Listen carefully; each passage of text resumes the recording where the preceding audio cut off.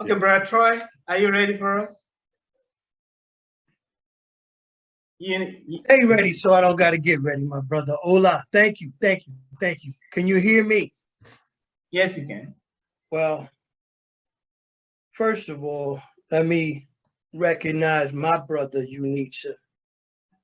And I am so familiar with Unisa's story, but it never gets old. And I'm proud to serve with him with his organization, Khmer Youth. So much love and respect and gratitude for that brother that I can't even describe it. Dave, you are my newfound brother. And we definitely have to connect because we're going to do work. But in K, I want to tell you, never say you're just a student. You're just a psychology student. You have greatness, okay? We are all offerings to the world.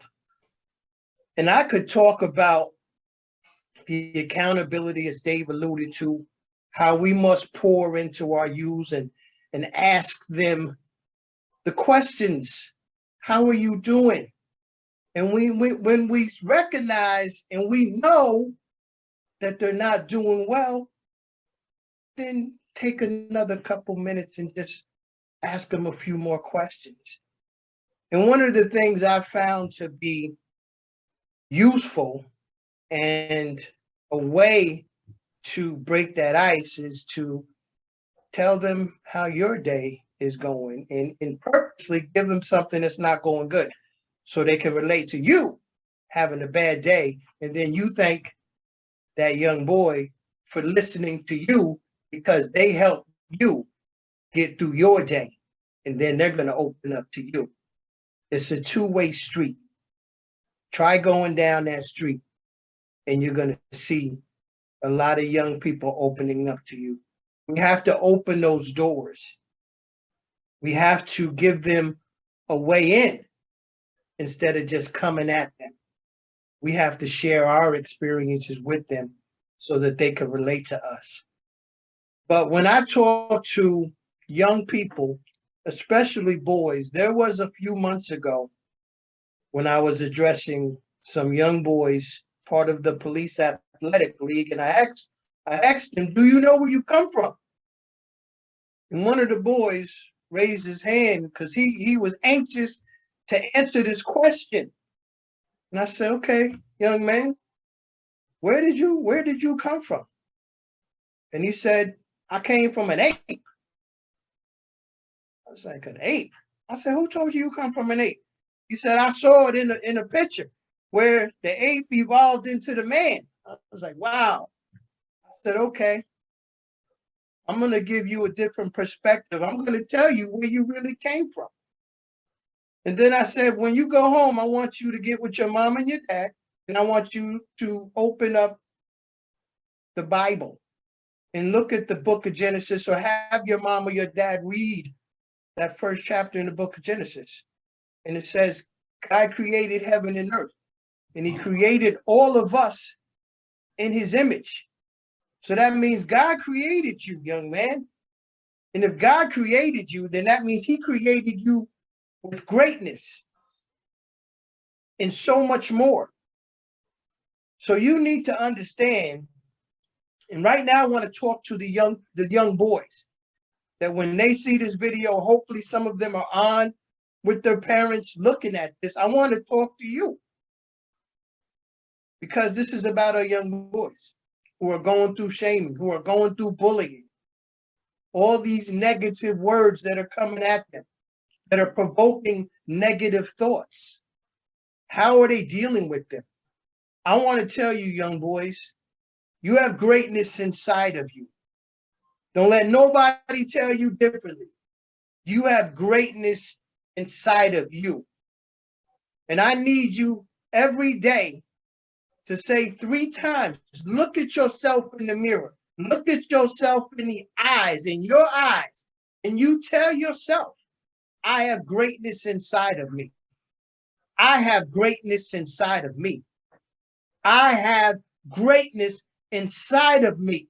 That's what we call positive affirmation, and it works.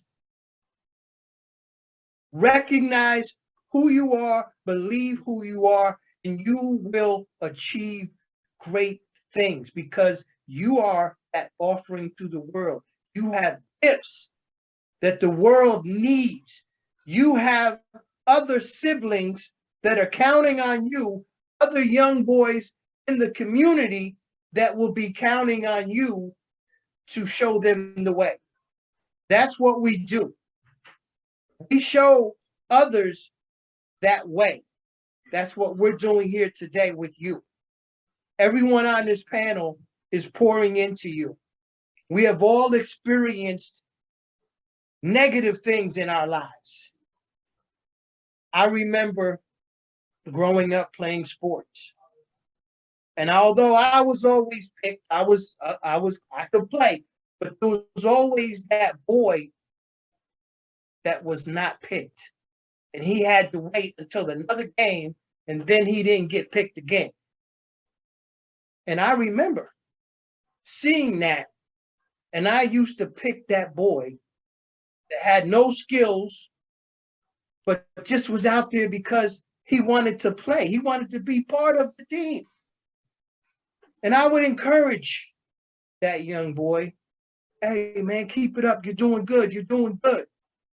And that was as a young child, because as a youngster, I was 9 years old, and I had a coach pour into me. He said, Mr. Richardson.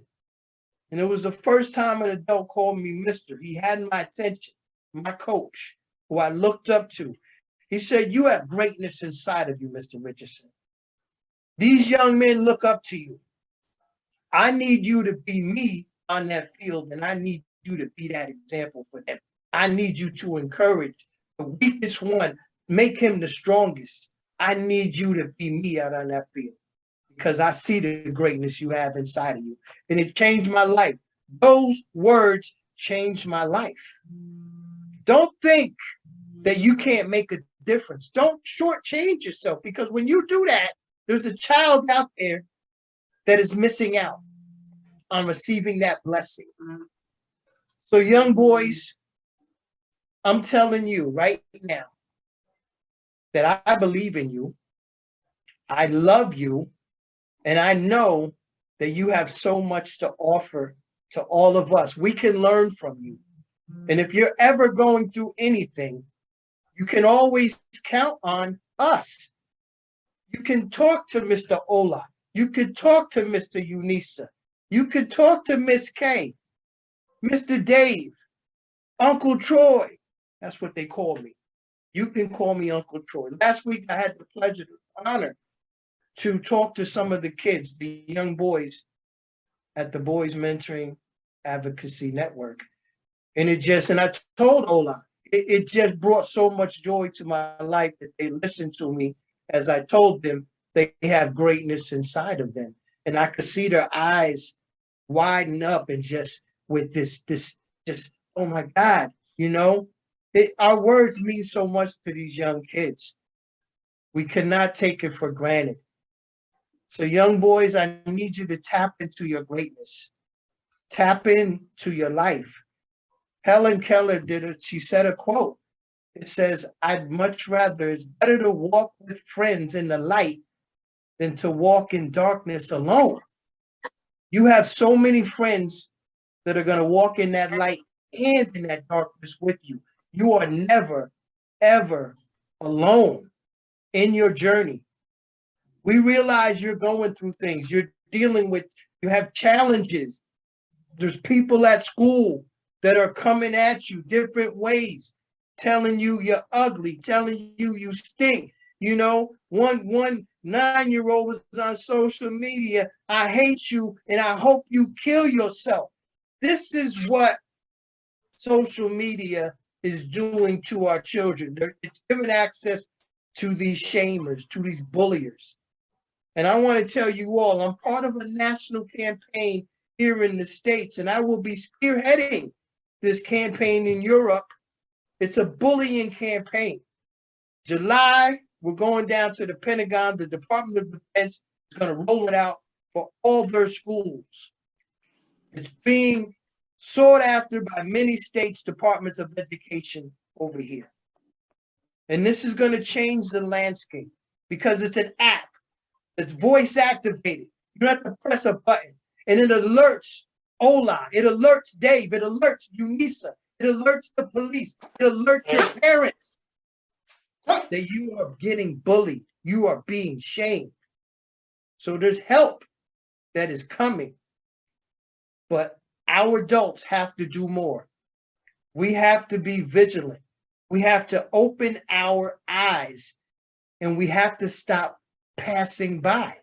Because as Dave said, that young boy that killed those 21 people, there were warning signs that adults glanced over. Oh, he's just going through something. No, he's not. He needs help. He is calling out for help. There are children as young as 7 years old that are killing themselves because they're being bullied. This is real. It's not just a word, shaming. We have to do more. And if an adult isn't doing it, we need to call them out. Don't be afraid to call them out. You might be saving a life. It's time to get involved and get engaged. The risk is we're losing our most precious commodity, our children. Wow. I can't live with that. I won't live with that. I am committed to this purpose, Fit for Purpose, which is another organization that UNISA heads. Young forward thinkers. Folks, we have to take back the power. The government is not going to do it. Give the power to the people. And there's people like us on this panel that are taking this call to action, and it must take action. Words are not going to do it. Pamphlets that the government's spending millions of dollars on pamphlets, like somebody's going to read them and it's really going to make a difference. Put those millions of dollars into programs like the gentlemen have on this panel. You want to make a difference. If you really care, you will divert those funds to from useless pamphlets and all the other millions of dollars that are being wasted out there and put them into programs that are making a difference at the grassroots level. Brother Troy, thank you so much for your presentation. Would you please wrap up this in a minute so we move to our next speaker, because time is running fast, so we'll give opportunity to everyone to make their presentation. Thank you. And you can reach me at Troy10K